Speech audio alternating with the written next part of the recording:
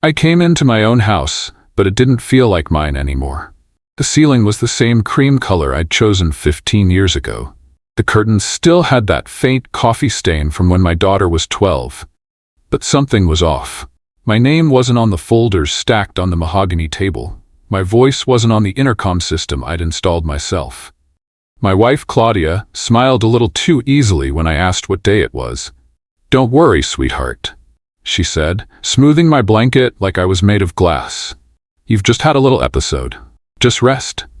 She kissed my forehead like she was tucking me away for good. Behind her, I saw the flash of my son's wristwatch. The platinum Patek Philippe. The one I'd told him 3 months ago he wasn't ready to inherit. My chest tightened. That watch lived in my personal safe. The combination was in my head alone. I looked at Claudia's face, searching for something familiar, something true. She turned away too quickly. That's when I knew something was very, very wrong. My heart pounded against my ribs, but I stayed quiet. I've built an empire on knowing when to speak and when to listen. My name is Walter Reed. I'm 71 years old, and for 48 hours, I was gone. Not dead, not even in a coma. Just missing from myself. I built Reed Freight Solutions from a single truck and a phone book. 40 years of cold coffee and colder negotiations. 6-day weeks, handshake deals that actually meant something. I lost my first wife, Eleanor, to cancer when our kids were young. I raised Dominic and Isabel with discipline because I believed love without structure was just noise. The last thing I remember clearly was standing at LaGuardia Airport waiting for my driver. The terminal spun, my knees buckled, then nothing but darkness. I woke up 2 days later, in my own bed, surrounded by people who looked relieved I was alive but disappointed I was awake. My memory came back in pieces. Faces, voices, the smell of airport coffee. But what my family did while I couldn't speak for myself, that memory would stay sharp forever. They thought I'd never know. They were wrong. I've always been good at watching, at waiting, at remembering. The first folder sat on my desk like a snake coiled in the sun. I picked it up with hands that still trembled from whatever had happened to me. Power of attorney, effective immediately. Medical proxy, access authorization to family trusts. My signature sat at the bottom of each page, neat and confident, except I never signed them. I'd signed my name 10,000 times. I knew every curve. The pen strokes were close, but the capital R in Reed had a loop I'd never used. This wasn't mine. I heard footsteps in the hallway. I set the folder down and pretended to doze. Through half-closed eyes, I watched Dominic enter my study. He moved quickly, opening the bottom drawer where I kept old estate documents. He pulled out a stack of papers, glanced at the door, then fed them into the shredder one by one. The machine whirred. My son didn't look guilty. He looked efficient, like he was checking items off a list. When he left, I stayed frozen in my chair. My hands gripped the armrests until my knuckles turned white. But I said nothing. The nurse came at midnight when the house was finally quiet. Her name was Teresa, hired privately by Claudia 3 days ago. She knocked softly and stepped inside, eyes darting toward the hallway like she expected someone to catch her. "Mr. Reed," she whispered, "I need to tell you something." I sat up slowly, pretending my head still hurt.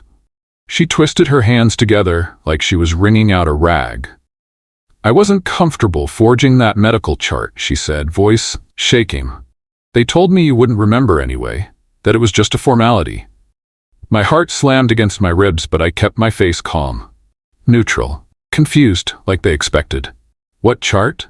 I asked quietly. She reached into her pocket and pulled out a small USB drive. "Everything's on here," she said. "The real vitals, the timeline, what they said when you were unconscious." She pressed it into my palm. The plastic felt warm from her hand. "I'm sorry, Mr. Reed. I should have said something sooner." I nodded once. "Thank you, Teresa." She left as quietly as she'd come. I held the USB like it was made of dynamite. I'd always been careful. Paranoid, Claudia used to say, rolling her eyes when I insisted on backup plans. But careful men don't get robbed in broad daylight. Years ago, I'd built escape hatches into every legal document. Private trustees who owed me favors. Layered ownership through shell companies. Contracts with clauses that only activated under specific conditions. I called them my insurance policies. Claudia called them trust issues. But insurance only works if the house doesn't burn down from the inside. Lying in bed that night, staring at the ceiling, I realized they'd been dismantling my defenses piece by piece. The shred documents, the forged signatures, the frozen accounts Theresa had mentioned. They weren't just planning for my death. They were erasing me while I was still breathing.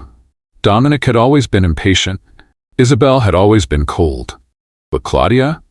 Claudia had been my partner for 18 years. I thought we'd built something real. Now I understood. I'd built it. She'd just waited for the blueprints. And the moment I couldn't defend it, she'd moved in like a vulture circling roadkill. The call came through the study door, loud and careless. Dominic had his phone on speaker, which meant he thought I was too far gone to matter.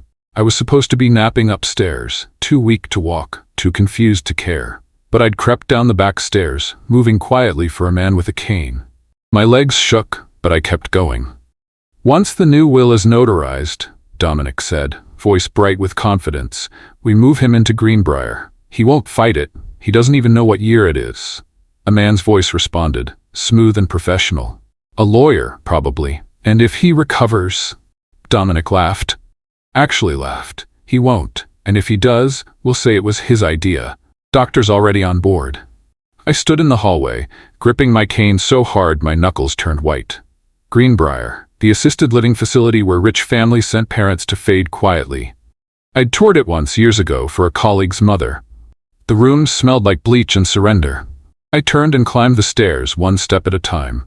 They didn't know I remembered everything, and I was going to keep it that way. Claudia threw a recovery dinner in my honor. The dining room sparkled with the good china, the kind we only used for board members and senators. She wore pearls I'd given her on our 3rd anniversary, back when I still thought jewelry could say what words couldn't. The table was set for 6. Me. Claudia, Dominic, Isabel, my attorney, Philip, and Dominic's fiancée, a blonde woman whose name I kept forgetting on purpose. But one seat was conspicuously empty. Arthur Boyle. My oldest advisor, the man who'd been at my side for 23 years, the man who knew where every body was buried, every deal that had ever gone sideways. "Where's Arthur?" I asked, voice weak and confused. Exactly how they expected me to sound. Claudia's smile tightened at the edges. "Oh, sweetheart, Arthur's taking some personal time. You know how it is." I nodded slowly, like I believed her. But I knew. Arthur would never take personal time during a crisis. He was loyal to a fault. They'd shut him out. And that told me everything I needed to know about how deep this went. The study lock had been changed, but I still had the original key tucked inside a hollowed-out book in the library. One of Eleanor's old novels, something she'd read a dozen times. At 3 in the morning, when the house was silent, except for the hum of the refrigerator, I slipped downstairs. The study smelled like leather and old decisions. I moved carefully, feeling my way in the dark without turning on lights. Arthur's safe sat behind a false panel in the bookshelf. I'd built it myself, back when I still trusted my hands more than my lawyers. The combination was Eleanor's birthday. The safe clicked open, with a sound that seemed too loud in the silence. Inside, everything was exactly where it should be. The original trust documents, shareholder agreements, backup files on a hard drive labeled insurance in Arthur's cramped handwriting.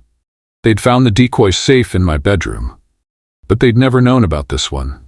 I pulled out the documents and photographed every page with my phone. My hands shook, but I didn't stop.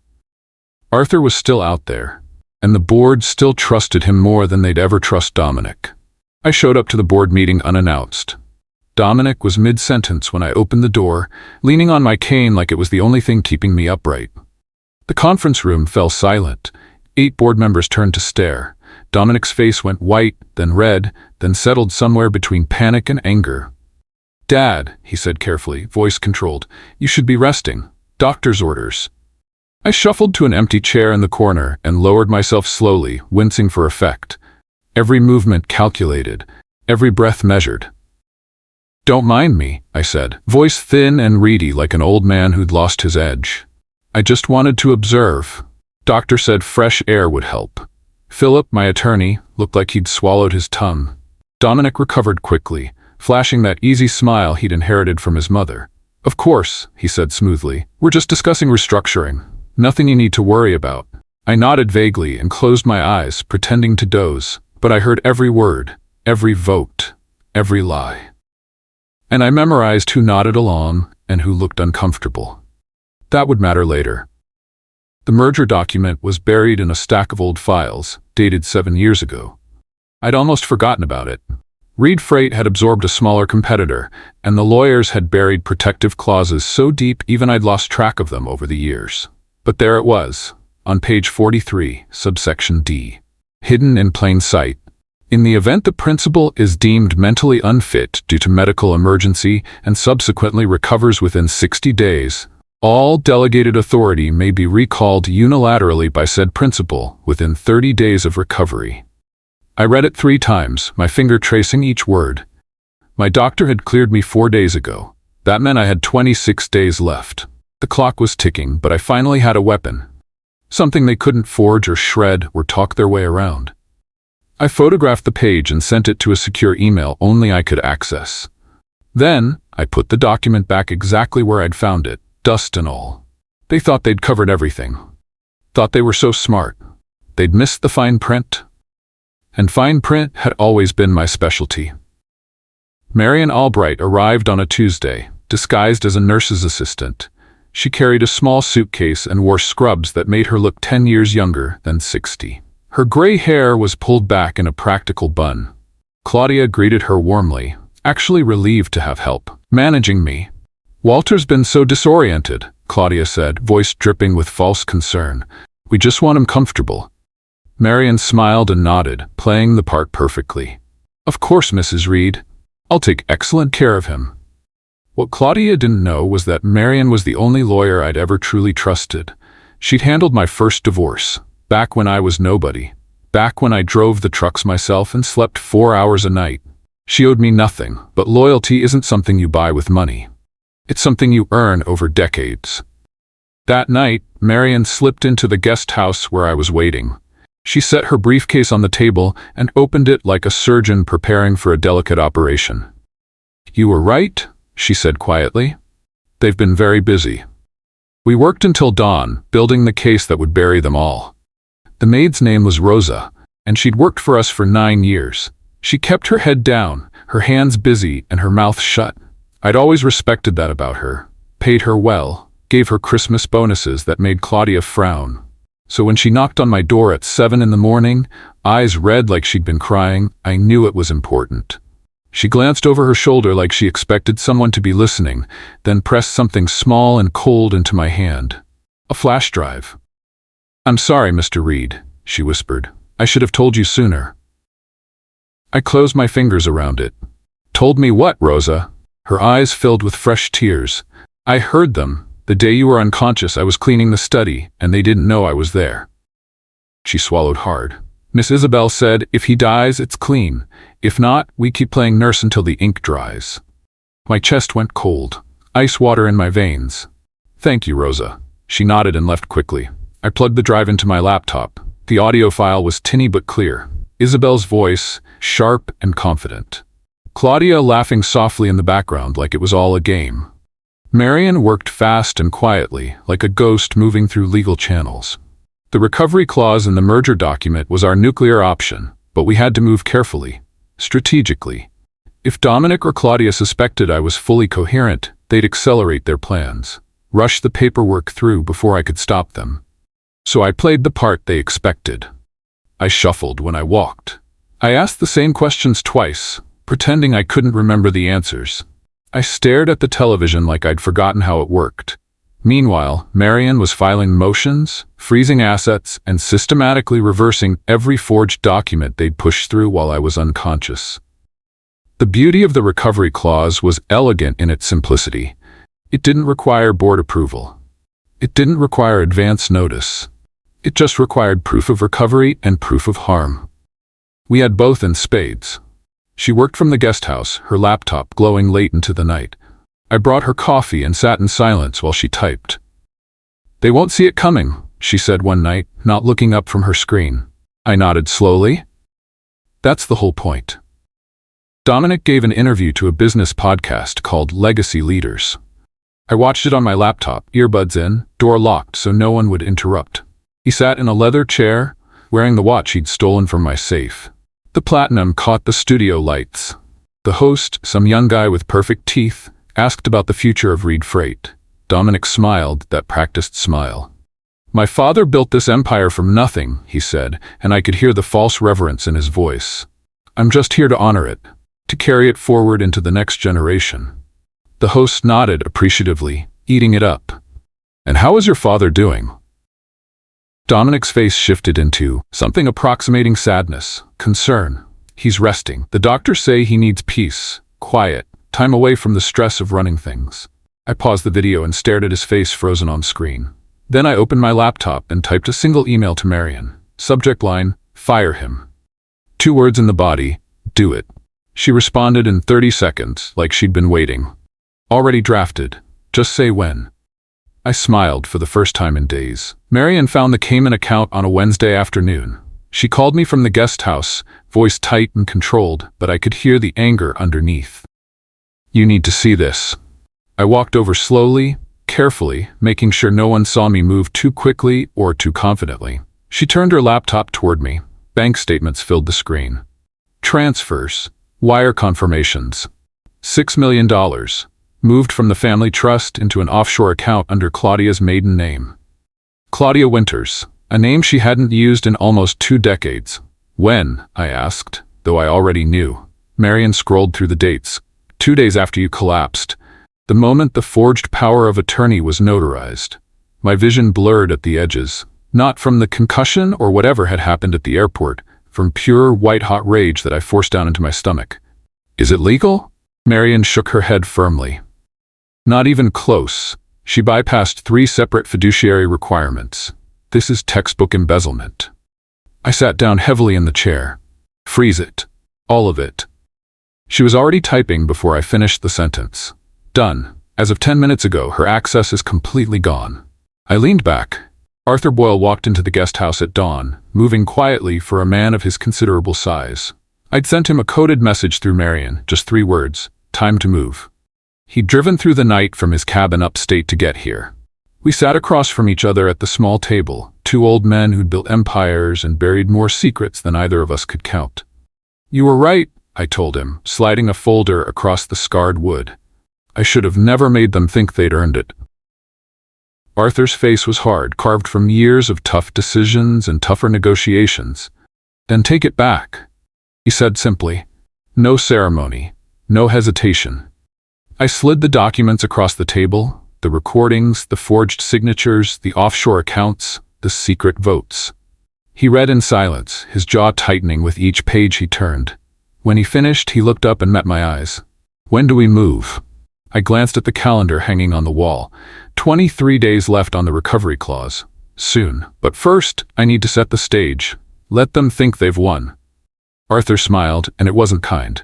"Good. I'm tired of watching them dance on your grave while you're still breathing." The doctor's visit was scheduled for a Monday morning. Claudia insisted I needed another checkup, just to be safe. She'd chosen a doctor I'd never met, someone young and eager to please wealthy families. But I'd made my own arrangements through Marion. When he arrived, Marion was already in the room, positioned by the window, with her phone recording everything. The doctor examined me thoroughly, professionally. Vision tests, memory tests, balance assessments. He asked me to recite the presidents backward from Biden. I did it perfectly. He asked me the current date and year. I told him without hesitation. He asked me complex questions about the business, about freight routes and profit margins and contract negotiations. I answered every single one like I'd never been gone. Finally, he turned to Claudia and smiled professionally.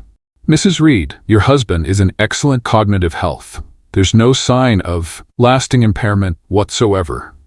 Claudia's face froze like she'd been slapped. "But he's been so confused." The doctor shook his head. "If he was confused initially, he's not anymore. He's completely lucid." He handed me a signed letter, notarized and court-ready. "You're cleared for all activities, Mr. Reed." I thanked him quietly. Claudia said nothing at all. The secret vote happened on a Thursday afternoon in downtown Manhattan. I wasn't invited. I wasn't even told it was happening. Arthur told me about it 3 hours after it ended, his voice tight with controlled fury on the phone. They'd gathered in Dominic's office. 7 board members, which wasn't even close to a quorum. But they didn't care about rules anymore. They voted to remove me as chairman, citing ongoing health concerns and diminished capacity. They falsified the meeting minutes, listing members who weren't even in the city that day. It was sloppy, desperate, amateur hour, and absolutely perfect for what I needed. Arthur had recorded the whole thing. He'd planted a listening device in Dominic's office 2 days earlier, hidden inside an expensive pen holder I'd given Dominic last Christmas. The irony wasn't lost on me. We had everything. The illegal vote, the falsified records, the conspiracy laid out in their own words. That night, I sent the audio file to every board member, all 15 of them. No message, no explanation, just the raw recording. By morning, my phone was ringing off the hook. Lawyers, board members, people demanding answers. I didn't answer a single call. Let them panic. I called for a family dinner on Sunday evening. Casual. No agenda. Just a chance to reconnect, I said when I extended the invitation. Claudia seemed genuinely relieved. Maybe she thought the doctor's visit had convinced me everything was fine. "I'm so glad you're feeling better," she said, squeezing my hand across the kitchen table. Her wedding ring caught the light. Dominic showed up in a tailored suit, confident and relaxed. Isabel wore diamonds that probably cost more than most people's cars. They smiled. They hugged me carefully, like I might break. They asked how I was sleeping, if I needed anything, if the new medication was helping. I told them I'd never felt better, clearer, more focused. We sat down at the same table where Claudia had thrown my recovery dinner weeks ago. The same china, the same crystal glasses, the same candles burning low. But this time, I'd set the table myself.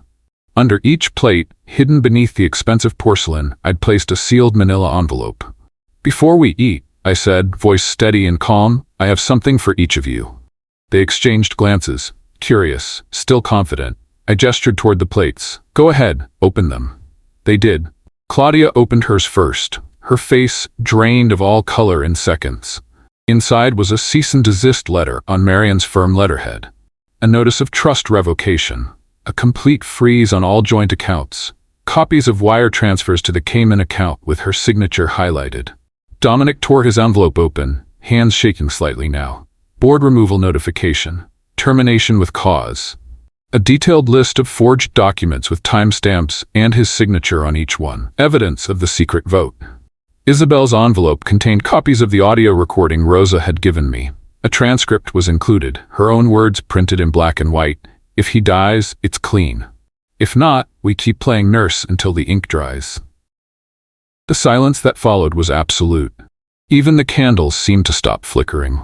I didn't say anything at first. I just picked up my fork, cut a piece of the roasted chicken Claudia had made, and started eating, slowly, calmly, like nothing unusual had happened, like this was just another family dinner. Claudia stood up so fast her chair scraped against the hardwood floor. "Walter, what is this?" I looked at her calmly. "It's the truth," I said. Finally out in the open. Claudia exploded first, her composure shattering like dropped glass. "You're insane," she screamed, her voice echoing off the dining room walls. "We were protecting you, protecting the company." I set down my fork with deliberate care and looked at her. Really looked at her. "By stealing from me?" I asked quietly. She pointed at the envelope with a shaking hand. "You don't understand what you're accusing us of." I pulled out my phone, tapped the screen twice, and pressed play. The audio recording filled the room. Clear, undeniable. Isabel's voice, confident and cold. "If he dies, it's clean. If not, we keep playing nurse until the ink dries." Claudia's laugh in the background, light and unconcerned. The sound of ice clinking in glasses. The color drained from Isabel's face completely. Dominic looked like he might actually be sick, his hand pressed against his stomach. "Where did you get that?" Claudia whispered, her voice barely audible now. I didn't answer directly. I just looked at each of them in turn. My wife, my son, my daughter. "I heard everything," I said, my voice calm and measured. "Every word, every plan, every single lie you told while you thought I couldn't hear you." Claudia's hands shook. "We can explain." The emergency board meeting happened 48 hours later in our main conference room. I walked in without my cane. My steps were steady and sure. My voice was clear and strong. The board sat around the long mahogany table, silent and visibly tense. Several of them wouldn't meet my eyes. Arthur stood beside me, solid and unmovable. Marian sat in the back, briefcase open, legal documents spread out like ammunition. I didn't waste time with pleasantries or small talk. "Gentlemen," I said, looking around the table, "I'm calling for an immediate vote to reinstate me as chairman of Reed Freight Solutions." Philip, my former attorney who'd clearly chosen the wrong side, started to object. His mouth opened. Marian slid a thick folder across the table toward him before he could speak. "Before you say anything," she said calmly, "you should read this. All of it." He opened the folder. His face went from confident to gray in about 10 seconds. Inside was proof of every forgery, every illegal vote, every lie, every fraudulent document, time-stamped, notarized, ironclad. "I move to reinstate Walter Reed as chairman," Arthur said formally. The vote was unanimous, not a single dissenting voice. Then I turned to face Dominic directly. "You're terminated from all positions, effective immediately. Security is waiting outside to escort you out." The final clause was buried deep in the original family trust, written 3 decades ago when Dominic and Isabel were still children. Marian found it on page 67 during one of her late-night research sessions. She'd called me at 2 in the morning, too excited to wait until sunrise.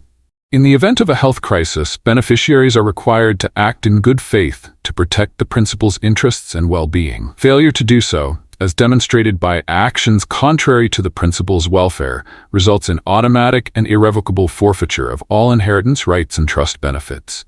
They'd failed that requirement. Spectacularly, publicly, documented in their own voices. I held a private meeting with Marian and Arthur in my office. We reviewed every single action they'd taken. The forged signatures on power of attorney documents, the embezzlement of $6 million to offshore accounts, the secret votes to remove me, the plans to commit me to assisted living against my will. Each one was a clear violation of the good faith requirement. Each one was documented with evidence that would hold up in any court. "It's absolutely ironclad," Marian said, tapping the trust document. "No judge would rule against this." I nodded slowly. "Then file it. Today." Within a week, their inheritances were gone. Voided. Erased. Legally and permanently. I called them to the house one final time. Not for dinner. Not for celebration. Just for truth. They came because their lawyers had told them fighting would only make everything worse and more expensive. We sat in the living room where we'd spent countless evenings over the years. No food, no drinks, no pretense of family warmth. Just 4 people facing the consequences of choices. "You didn't fail me when I was unconscious," I said quietly, looking at each of them. "You failed me when you assumed I'd stay that way, when you saw an opportunity instead of a father." Claudia's eyes filled with tears, but I felt nothing watching them fall. "Walter, please." I held up my hand, cutting her off. "You had everything. My love, my trust, my name, my resources, and you traded it all for money you didn't earn and power you didn't deserve." Isabel stared at the floor, unable or unwilling to meet my eyes. Dominic's jaw was set, stubborn and unrepentant even now. I stood up slowly, my knees aching, but my resolve firm. "You can stay in this house tonight. Pack your things. Tomorrow morning it belongs to someone else." I walked toward the door. "Goodbye, Claudia. Goodbye, Dominic. Goodbye, Isabel." I walked out without looking back. Not once. I sat in my office with Marian and Arthur on a quiet Tuesday morning. Sunlight streamed through the windows. The paperwork was spread across my desk in neat stacks. One final document waited for my signature. Transfer of future control to the Eleanor Reed Foundation, named after my first wife. The woman who'd loved me when I had nothing but a truck and a dream. The woman who'd believed in me when no one else did. "This time," I said, picking up my pen, "the legacy goes to someone who never asked for it, to people who need it, who'll use it to build something good." Marian witnessed my signature. Arthur notarized it with his official stamp. The foundation would fund scholarships for kids from broken homes, would help small business owners get their first trucks, would do the work Eleanor always believed mattered most. I set down the pen and looked at them both. 2 people who'd stood by me when it would have been easier to walk away. "Thank you," I said simply. They nodded. We didn't need more words than that. I walked out of the office, through the house I'd built with my own hands, past the rooms where my family had plotted against me. The door closed behind me with a soft final click. I didn't look back at the building. I'd spent 48 hours gone from myself. But I'd spent a lifetime building something that mattered.